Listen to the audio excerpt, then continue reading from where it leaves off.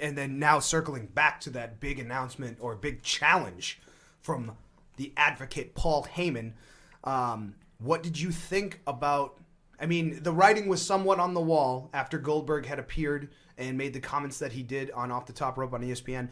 He said something to the effect of he would feel... the sentiment was that he would feel remiss if he didn't basically challenge Brock Lesnar again. Because he does have a record over Brock Lesnar.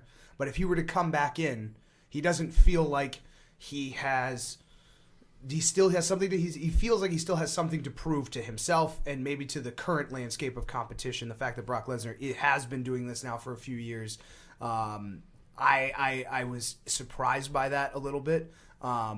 I was definitely hoping to see him maybe take on a competitor similar to himself, which we talked about last week, in Braun Strowman, who has been running rampant through competitors on Raw. Anyone that they throw at him, and especially this week when they threw the Splash Brothers at him, a 2-on-1 competition we'll talk about in a minute. But that's what I was hoping for, something that was a little more grounded.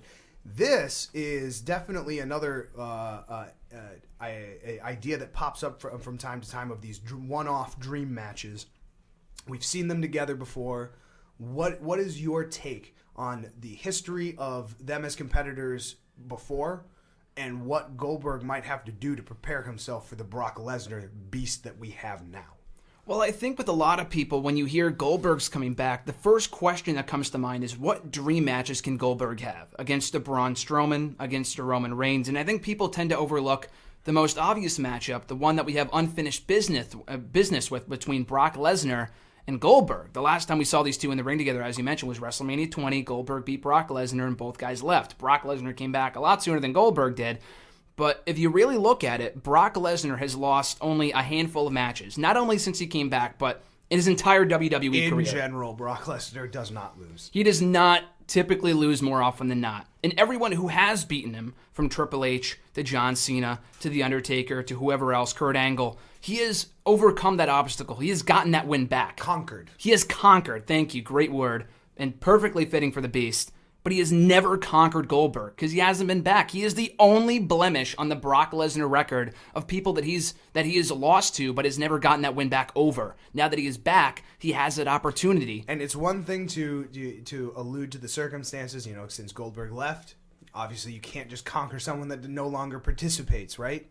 But the heads-up move by Goldberg to say that would be the first place to start, I think, is interesting because it almost pays respect to the Beast, to Paul Heyman, and saying, you are the competition. If I were to come back and I would have to admittedly train my ass off to get to that point, then you would be the competition, that the only competition I would consider.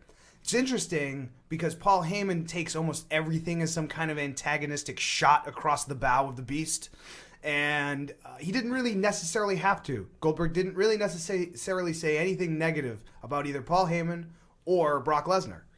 But Paul Heyman, being the wily coyote that he is, he definitely fueled and stoked that fire to put in some of that antagonizing.